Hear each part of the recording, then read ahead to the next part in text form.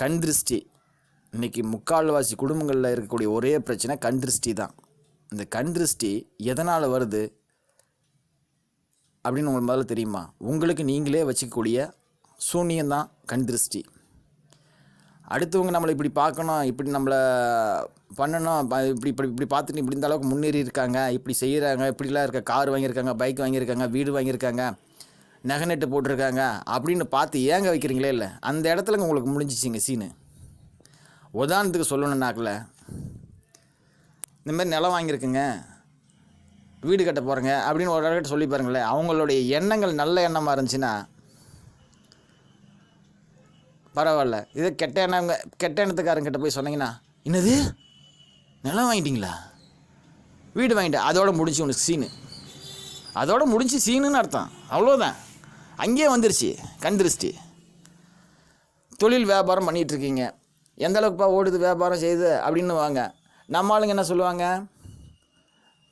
ஏதோ சுமாராக ஓடுது இது அப்படின்னு சொல்லிட்டு இருந்தாங்கன்னா கூட பரவாயில்ல சுமாராக ஓடுதா அப்படின்னாங்கன்னா அதுலேயும் முடிஞ்சு. நல்லா ஓடுதுப்பா செய்யுதுப்பா பரவாயில்லப்பா அப்படின்னாங்கன்னு வச்சுக்கேன். அங்கே அப்படியா, அவ்வளோதான். அங்கே அப்படியானும் போது இங்கே இப்படி தான், அங்கேயே வந்துருச்சு உங்களுக்கு ஆப்பு. அதே போல் பார்த்தீங்கன்னாக்கில் நகை நட்டு போயிட்டுருக்க வந்துட்டுருக்காங்கன்னு பார்த்தீங்கன்னாக்கில், இங்கே பாருப்பா இவ்வளோ நகை நட்டு போட்டிருக்காங்க, செஞ்சுருக்காங்க அப்படின்னு பார்த்து ஒரு ஏக்கமாக ஒரு பார்வை பார்த்தாங்கன்னாவே முடிஞ்சு. அதான் நம்ம ஊரில் ஒரு பழமொழி சொல்லுவாங்களே, ஊரு கண்ணுலேயும் ஊர் வாயிலையும் விழக்கூடாதுன்னு சொல்லுவாங்களே இல்லை, அதுதான் அந்த பழமொழி. விழுந்தங்கன்னா முடிஞ்சு சீனு. இருந்தும் இல்லாத மாரி காட்டிக்கிட்டு போயிட்டு இருந்தீங்கன்னா நல்லா இருப்பீங்க. ஒன்றுமே இல்லாமல் இருக்கிற மாதிரி பில்டப் பண்ணிங்கன்னா அங்கேயே இடத்துல பில்டப் தான். அங்கே என்ன மிஞ்சம் உங்களுக்கு இருக்கிறதும் சுத்தமாக வலிச்சு எடுத்துகிட்டு போயிடும். அப்புறம் ஏன் வராது மன நிம்மதி? கண் திருஷ்டி வந்துச்சுனாவே மேக்ஸிமம் அவங்களுக்கு ஒரு நபருக்கு குடும்பத்தில் ஒரு நபர் கண் திருஷ்டி வந்துச்சுனாவே மன உளைச்சலாக இருப்பார், மன குழப்பமாக இருப்பார். அது நேராக வீட்டுக்குள்ளே வந்துட்டார், என்ன பண்ணுவார், வரும்போது கை கால் கழுவிட்டு வந்தாலும் பரவாயில்ல, அப்படியே வீட்டுக்குள்ளே வந்து அப்படின்னா என்ன பண்ணுவாங்க? இன்றைக்கி கேட்டால் நம்ம நாகரிக உலகத்தில் இருக்குங்க, தப்பு இல்லை, நாகரிக உலகத்தில் இருங்க, தப்பு இல்லை, உங்களை வேணான்னு சொல்லலாம் கிடையாது.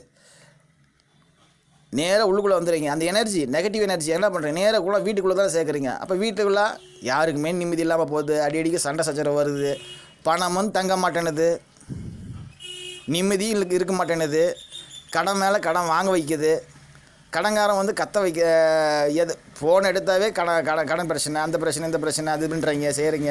இந்தமாதிரி ஊறுபட்ட பிரச்சனையை கொண்டு வரதுக்கு காரணமே அடுத்தவங்களாம் உங்களுக்கு வந்து சூனியம் வைக்கல, இதாக வைக்கல, உங்களுக்கு நீங்களே வச்சுக்கூடிய ஆப்பு தான். முதல்ல நீங்கள் அதுலேருந்து வெளியே வரணுன்னாக்கில் ஒரு சில விஷயங்கள்லாம் இருக்குது, அதெல்லாம் முறைப்படி செய்யணும். நீங்கள் செஞ்சிங்கன்னா அதுலேருந்து தப்பிச்சுக்குவீங்க. முடிஞ்ச அளவுக்கு தப்பிக்கலாமே. உடனே நாம் என்ன பண்ணுவோம், ஒரு கோயில் குளம் போவோம். ஏன்னா இது டாக்டர்கிட்ட போக முடியாது. ஒரு கோயில் குளம் போவோம், எனக்கு அந்த கடவுள் செய்யலை, இந்த கடவுள் பார்க்கல. உன்னை சுற்றி பூரா நெகட்டிவ் எனர்ஜியாக இருந்த எந்த கடவுள் தான் உன்னை ஆசீர்வதிப்பான்? சொல்லுங்கள் பார்க்கலாம். எந்த கடவுள் தான் உங்களை ஆசீர்வதிப்பார்? எந்த கடவுளும் உங்களை ஆசீர்வதிக்க மாட்டாங்க. அப்படியே அவர் ஆசீர்வதித்தாலும் அந்த ஆசீர்வாதம் வாங்கக்கூடிய நிலைமையில் நீங்கள் இருக்கீங்களா? நாம் இருக்கிறோமா? முதல்ல தெரிஞ்சுக்கணும். அந்த பவர் நம்மக்கிட்ட இருக்கான்னு முதல்ல தெரிஞ்சுக்கணும். அதுக்கான பவரை ஏற்றிக்கிட்டு பாசிட்டிவ், அதாவது நெகட்டிவ் வைப்ரேஷனை பூரா ரிலீஸ் பண்ணி பாசிட்டிவ் வைப்ரேஷன் ஏற்றிட்டு நீங்கள் போய் கடவுள்கிட்ட கேட்டாலும் சரி, இல்லை நல்ல மனிதர்கள்ட்ட பழகினாலும் சரி, ஆட்டோமேட்டிக்காக உங்களுக்கு எல்லா ஆசீர்வாதமும் வந்து சேரும். பிரபஞ்சம் உங்களுக்கு 8 திக்கிலிருந்து உங்களுக்கு ஆசீர்வதிக்கும். எனக்கு அது கிடைக்கலையே, இது கிடைக்கலையே, அது பண்ணலையே, இது பண்ணலையே, புலம்புறத முதல்ல நிப்பாட்டுங்க. இந்தமாரி கண் திருஷ்டி பிரச்சனை இருக்குதா, ஒன்றும் கவலையே விடுங்க. அதுக்குண்டான ஒரு விஷயம் இருக்குது, சிருஷ்டி 3ன்னு ஒன்று இருக்குது. சிருஷ்டி 3 முடிஞ்சு அதை வாங்கி அதில் என்ன சொல்கிறாங்களோ அது முறைப்படி பயன்படுத்தி பாருங்கள்.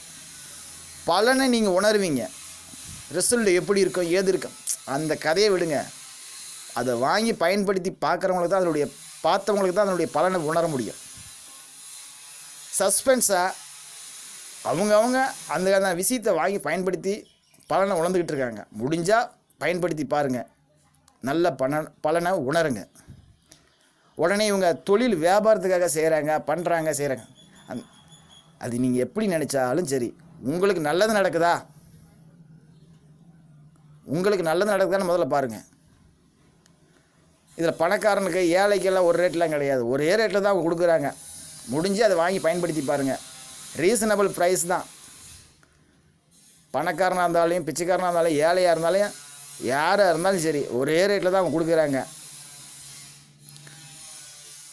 அது முடிஞ்சு அதை வாங்கி சில மூலிகைகள் மூலியமாக தான் தயார் பண்ணி தராங்க. முடிஞ்சு அதை வாங்கி அது எப்படி சொல்கிறாங்களோ அதன்படி யாராக இருந்தாலும் சரி, எந்த சாமி கும்பிட்றவங்களாக இருந்தாலும் சரி சாமி கும்பிடாதவங்க யாராக இருந்தாலும் இந்த பிரச்சனை இருக்க தான் செய்யும். அத்தனை பேருக்குமே பிரச்சனை இருக்க தாங்க செய்யுது. அர்ச்சனை இல்லாத கடவுளும் கிடையாது, பிரச்சனை இல்லாத மனுஷனும் கிடையாது. முடிஞ்சால் ஒரு வழி காட்டுறேன், முடிஞ்சால் பயன்படுத்திக்கிட்டு போகிறதும் போகாமல் உங்கள் விருப்பம். பயன்படுத்திக்கிட்டு பலனை உணருங்க. அது ஒரு பெரிய இதெல்லாம் கிடையாது, நல்ல ரீசனபிள் ப்ரைஸில் தான் கொடுத்துட்ருக்காங்க. அந்த கண் திருஷ்டி ரீசனபிள் ப்ரைஸில் தான் கொடுத்துட்ருக்காங்க. பேர் ஞாபகம் வச்சுக்கோங்க, சிருஷ்டி 3.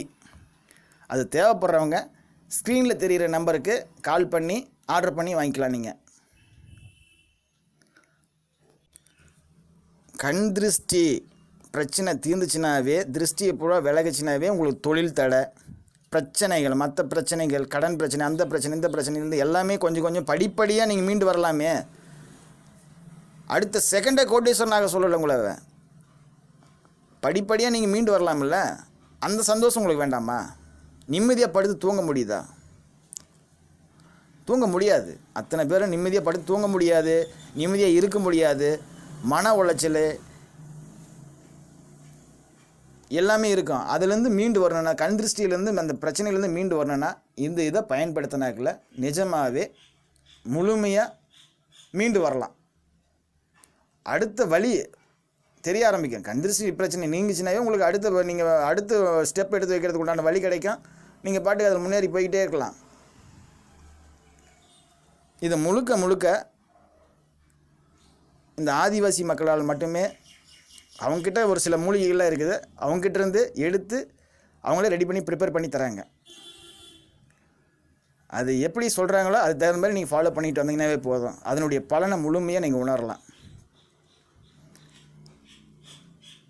உங்களுக்கு தேவையாக இருந்தால் ஸ்க்ரீனில் தெரிகிற நம்பருக்கு கால் பண்ணி ஆர்டர் பண்ணிக்கோங்க, வாங்கி பயன்பெறுங்க.